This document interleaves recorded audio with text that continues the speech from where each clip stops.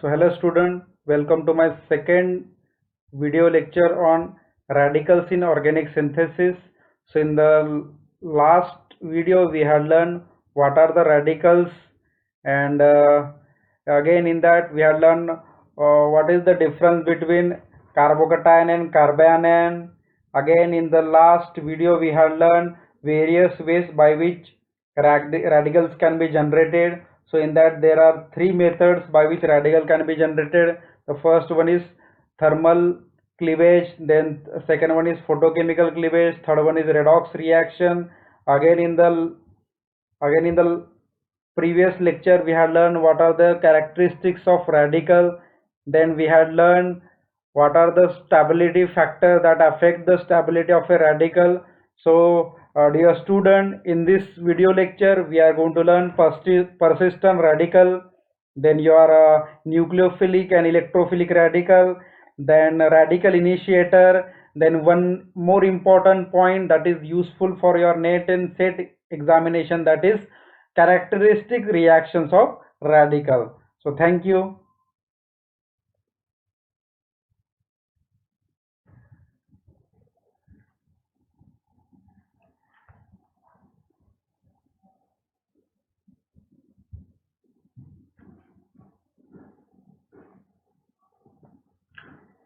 So I am going to start my lecture with persistent radicals. So what are the persistent radical? Persistent radical are those radical whose longevity is due to steric crowding around the radical center, which make it physically difficult for the radical to react with other molecule. So the example of persistent radical is this triphenyl methyl radical. This triphenyl methyl radical is a persistent radical. So this radical is persistent radical because it having this three phenyl ring. So it make, due to this three phenyl ring, steric crowding increases or steric hindrance increases. So it makes difficult for this molecule to react with other molecule. And one more reason for this, for its longevity, is due to is what this triphenyl methyl having this three phenyl ring, and this radical can be stabilized by resonance by this three phenyl ring. That's why it having longevity, and it is a more stable radical. So the example of other persistent radicals are this Fremy salt, that is potassium nitroso disulfonate, then nitroxide, tempo, tempol, nitronil nitroxide, PTM is nothing but perchlorophenyl methyl radical, then this is your TTM. These are the examples of persistent radical. Now the next point that we are going to learn is electrophilic and nucleophilic radical. So what are the electrophilic radical? When the radical center atom are more electronegative than carbon are considered to be electrophilic radical. So remember that when the radical center atom are more electronegative than carbon are considered to be electrophilic radical. So the examples of electrophilic radicals are this alkoxide radical, acyl radical, then alkyl dialkyl amine radical, chlorine radical, and fluorine radical. So all these atom, that is oxygen, nitrogen, chlorine, and fluorine.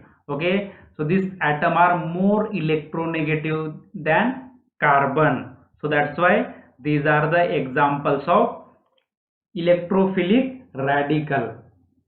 Now carbon center radicals themselves are considered to be electrophilic if the carbon atom bearing radical center also contain at least one powerful electron withdrawing group like nitro group, nitrile group, acyl group, and keto group. That type of compound is also called as electrophilic radical. Then the next point is nucleophilic radical. Now what are the nucleophilic radical? When the radical center atom are less electronegative than carbon, that radical are considered to be nucleophilic radical. So the example of nucleophilic radical are trialkyl germanium, then your trialkyl and trialkyl silicon. This atom having less electronegativity, these atom are less electronegative than carbon. That's why they are nucleophilic radical. Now alkyl radical and carbon center radical bonded to an atom that donate electron density to the radical center. For example, oxygen or nitrogen atom with unshared pair of electrons, that radical are also taken to be nucleophilic radical. Next point. Now, what is radical initiator? Radical initiator is a species that act as a reactant in the initiation step of a radical chain reaction, but does not participate in any of the propagation step. So you know what is radical initiator? The radical initiator are the initiator. These are the initiator which initiate the reaction but does not participate in any propagation step. That radical is called as radical initiator. So the examples are this tertiary butyl cumyl hydroperoxide, then AIBN benzoyl peroxide, tertiary butyl peroxide. These are the examples of radical initiator. So this is the structure of AIBN, then benzoyl peroxide. This is your tertiary butyl peroxide, structure of tertiary butyl peroxide. These are the radical which initiate the radical reaction but does not participate in any propagation step.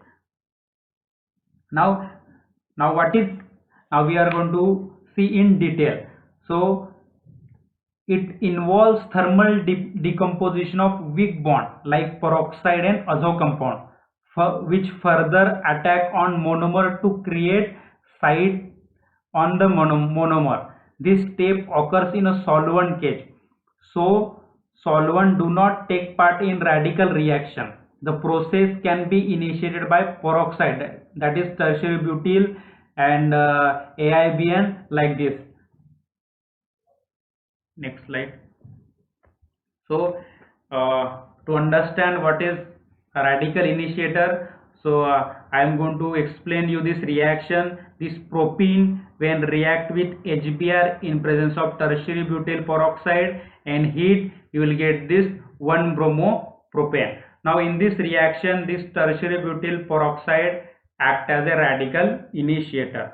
Now how this tertiary butyl peroxide act as a radical initiator, that we are going to see in this reaction mechanism. So reaction mechanism is nothing but it is a step-by-step explanation of your reaction. So in the first step, this tertiary butyl peroxide in presence of heat, this bond breaks homolytically like this. So I will show you how this bond break homolytically. So the breaking of this bond takes place. This one-headed arrow is used to represent the breaking of this sigma bond homolytically. So in presence of heat, this bond will break and you will get this twice butyl oxide radical, twice BO radical. Then this radical react with this HBr. So HBr, after reacting with this HBr, it abstract hydrogen.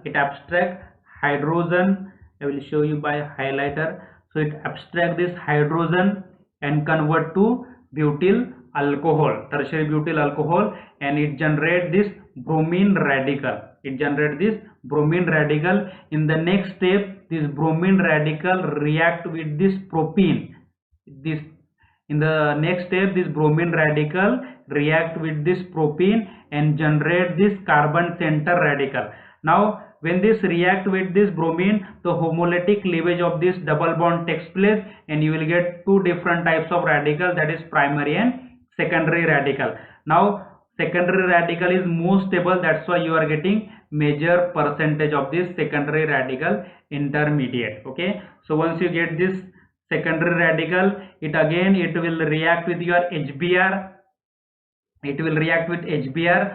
So this radical takes hydrogen from this H and it will convert to this neutral molecule, that is 1-bromopropane, and this Br radical again come to this propagation step, and the reaction will continue till the completion of reaction. We'll come to next slide.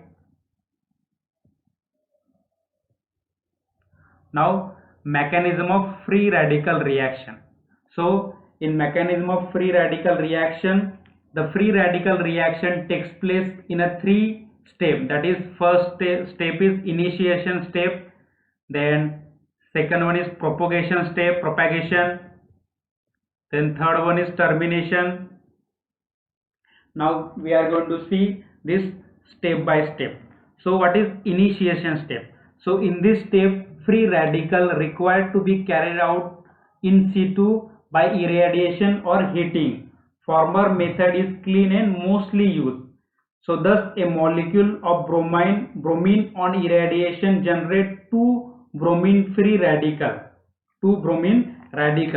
So when this bromine molecule irradiate in presence of H mu, so you will get this 2 bromine radical. So the homolysis of this bond takes place. So I will show you how this bond breaking takes place. So this is your sigma bond. So this sigma bond will break homolytically, or homolysis of this bond takes place, and you will get this twice Br radical. Then in the second step is your propagation step. So in propagation step, the free radical formed in the first step can abstract hydrogen from the substrate and give new free radical. So in the propagation step, the whatever the radical generate in a first step, that is this bromine radical abstract hydrogen from this substrate and generate a new carbon radical. So it will generating this new carbon radical, and this bromine, after abstracting this hydrogen, convert to HBr. Then the last step is termination step. In termination step, what happen? The generated free radical, that is C6H5CH2, may react with another Br2 molecule to form the substitution product and generate another free radical. So in the third step, so whatever the carbon radical formed during the second step or during the propagation step, that will react with the another Br molecule. So when it react with this, so this bond will homolytical break, you will get this Br radical, and this Br radical form a bond with this carbon center radical. So you will get this benzyl bromide as a product, and again your Br radical. Then this Br radical again it enter in your propagation step, and the reaction will continue till the completion of reaction.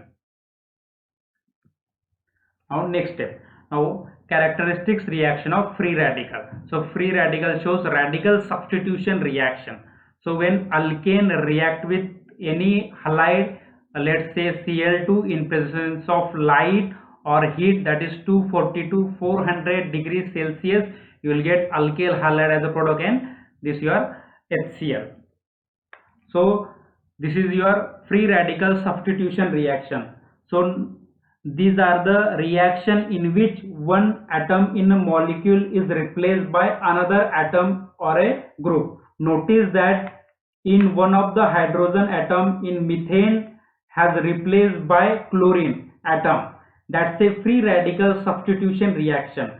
Alkane can be chlorinated or brominated on reaction with chlorine or bromine in presence of visible or UV light or at a high temperature, that is 250 to 400 degree Celsius. So in this reaction you can see that the hydrogen atom of this molecule is replaced by Cl. So that's why this reaction is called as free radical substitution reaction. And free radical substitution or simple substitution reaction may be defined as these are the reaction in which one atom in a molecule is replaced by another atom or a groups.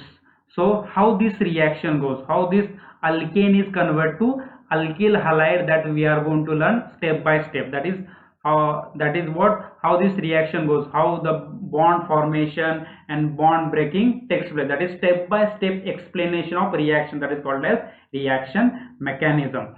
So the halogenation at an alkyl carbon is a free radical chain reaction and proceed through following mechanism. So let's come to next slide. So that free radical substitution reaction takes place in a three different step, takes place via three steps. So in that, the first step is initiation step. So in this initiation step, you are having this halogen.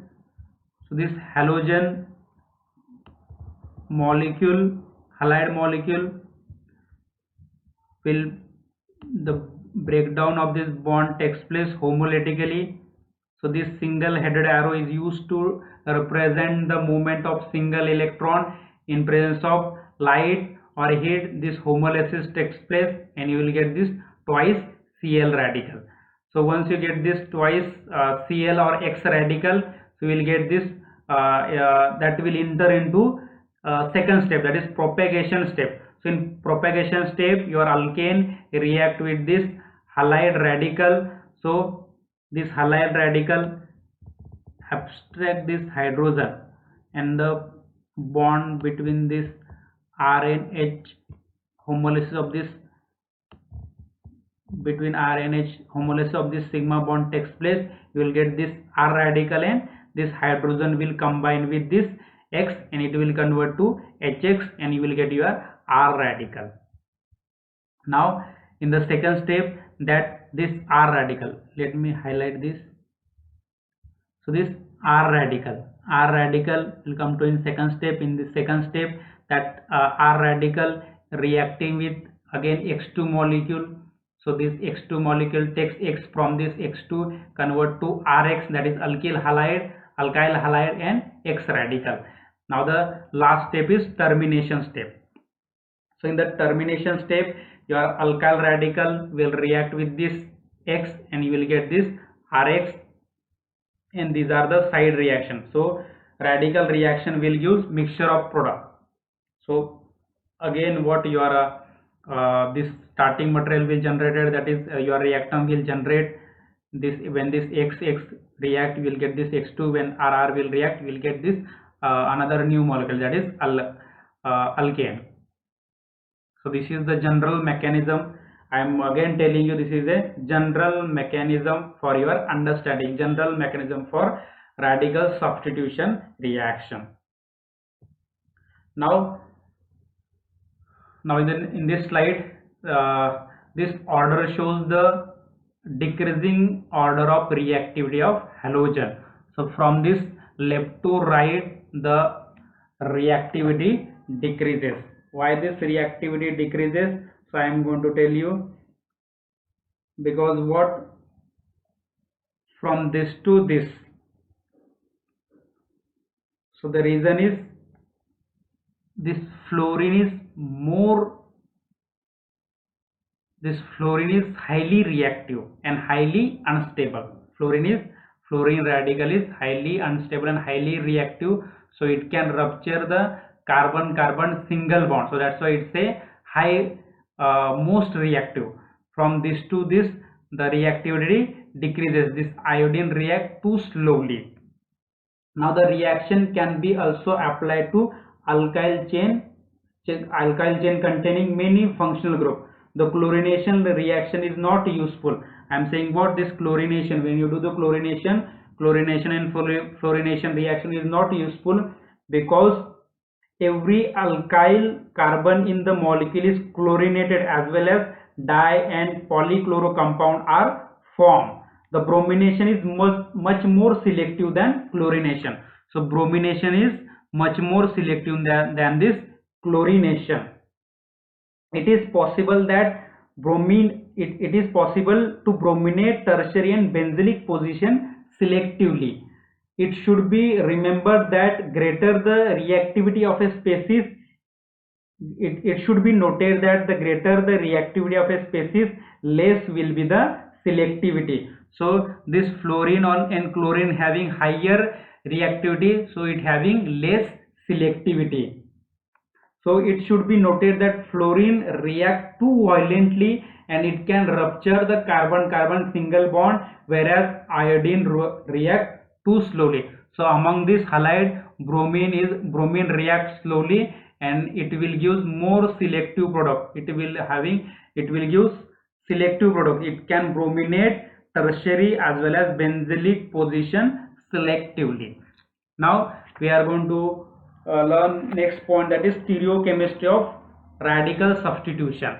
So the alkyl radical having planar structure is attacked from both the sides with equal ease to form racemic modification. For example, so this is to understand this why you are getting racemic mixture, I am going to explain this reaction. This butane react with this bromine radical, it generates this carbon radical, secondary carbon radical, and HBr. Now this secondary carbon radical, okay, this radical having sp2 hybridization and it having planar structure. So the whatever the Br, now here the Br will attack on this, or sorry, the Br will react with this radical, so that Br have both the possibilities, so that Br can attack from top side as well as bottom side, because your radical is planar, so it can attack from top side as well as bottom side. That's why you are getting racemic mixture, 50% R and 50% S, 50% of both the enantiomer. Now next point, allylic halogenation or allylic halogenation. So alkene can be halogenated in the allylic position by a number of reagents such as bromosuccinamide, N-chlorosuccinamide, tertiary butyl hypochlorite, but NBS is the most common. But NBS is the most common. When NBS is used in a reaction, that reaction is called as Wolff-Ziegler reaction. It is one of the name reaction. When NBS is used as a reactant for bromination, that reaction is called as Wolff-Ziegler reaction. So the reaction of NBS is highly regioselective, and bromination can take place at allylic position or allylic position. So the reaction of NBS is highly regioselective and takes place at allylic position.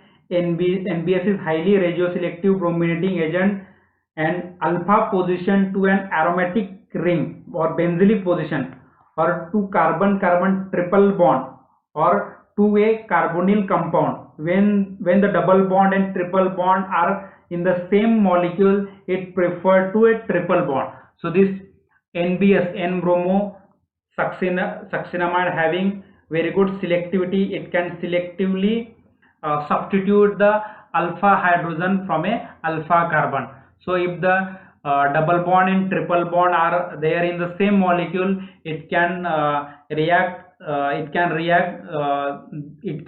with the carbon which is alpha to carbon-carbon triple bond. And if carbonyl group is there, it can substitute alpha hydrogen from that carbonyl from near to that carbonyl group. If aromatic ring is there, an aromatic ring having a CH3 group, substitute a CH3, or you can say that benzylic position. So it can substitute hydrogen from that benzylic position. So let us take an example so you can easily understand this. So this NBS means N-bromosuccinamide, and you are doing this reaction in presence of this H mu, and you are using this CCl4 as a solvent, because the reaction of NBS is carried out in non-polar solvent. Most often CCl4 is used.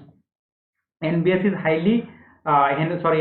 slightly soluble in CCl4. This ensures the low concentration of bromine necessary for the success of this reaction. The reaction is catalyzed by peroxide and light. The reaction can be catalyzed by peroxide and light. So in this reaction, this is your carbon-carbon double bond, and this is your alpha carbon to this carbon-carbon double bond. So this your NBS having selectivity, it can substitute the hydrogen from the alpha carbon. So substitution reaction takes place. One hydrogen of this methyl group is replaced by bromine. So we will get this final product. Now here in this starting material or reactant, this is your alpha carbon, and here you are reacting with NBS. in presence of HMu and CCl4. So one hydrogen of this alpha carbon is so one hydrogen of this methyl group is replaced by Br, and you will get this your product. And here in this last reaction you are having this carbon carbon triple bond. So to this carbon carbon triple bond, this your alpha carbon, and this this is your regioselective reagent. So it can take it the substitution takes place on this methyl group. One hydrogen of this methyl group is replaced by Br, and you will get your final product.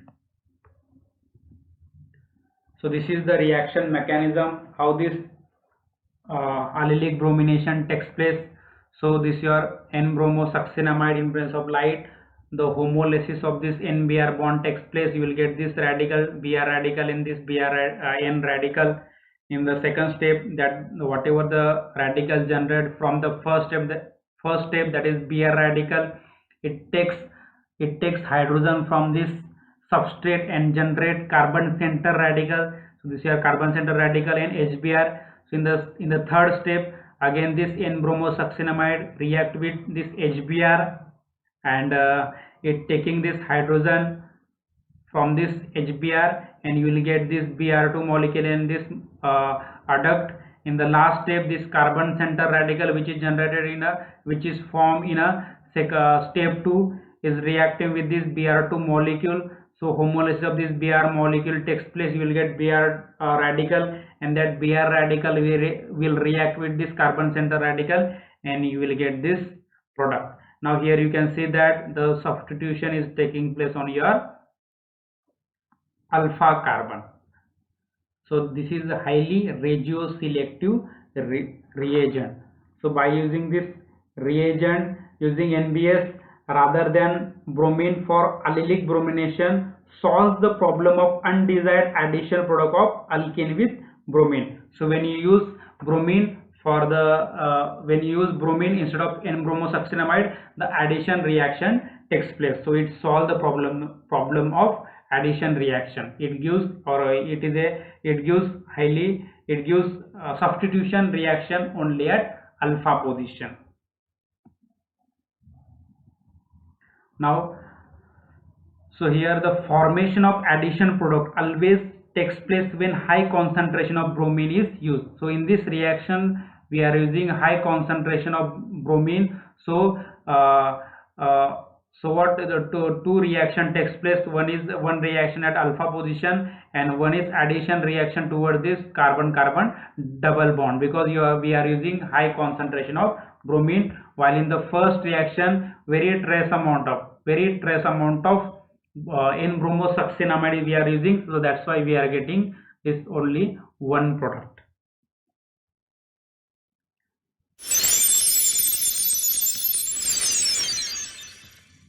Thank you.